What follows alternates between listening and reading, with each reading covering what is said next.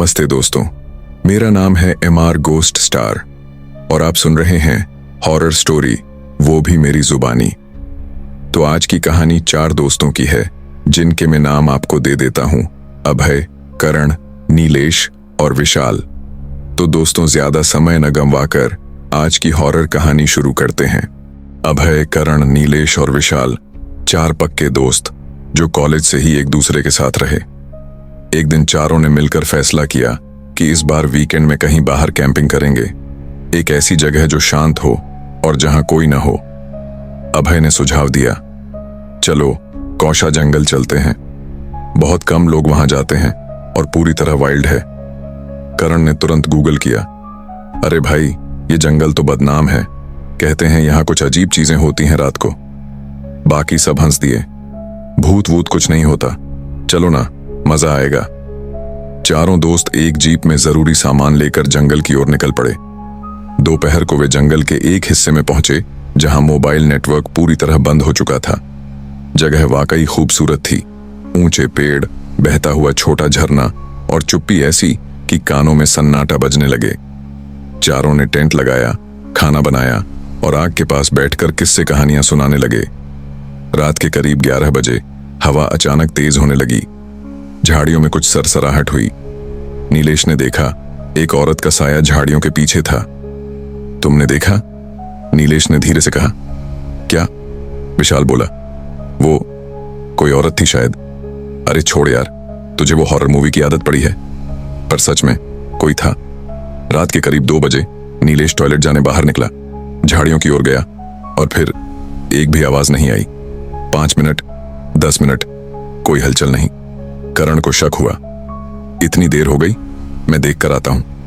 वो टॉर्च लेकर गया, पर झाड़ियों के पास नीलेश की चप्पलें मिली और कुछ घसीटने के निशान। उसने जोर से आवाज लगाई, नीलेश मजाक मत कर, बाहर आ। लेकिन जवाब में एक अजीब सी फुसफुसाहट आई, तुम भी आओ।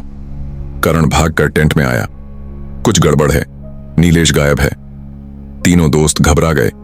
तभी हवा में एक तेज बदबू फैल गई, जैसे कोई सड़ा हुआ मांस पास में हो। फिर जंगल के हर कोने से आने लगी एक ही आवाज, तुमने इस जगह को चुना, अब ये तुम्हारी है। और अचानक चारों तरफ धुंध छा गई। टॉर्च की रोशनी भी काम नहीं कर रही थी। विशाल की आंखों के सामने उसी औरत की परछाई थी, उलझे बाल, बिना चेहरा और उलटी चाल से चलती हुई। वो डर के मारे गिर पड़ा और फिर अजीब सी हंसी सुनाई दी। अब विशाल भी गायब था।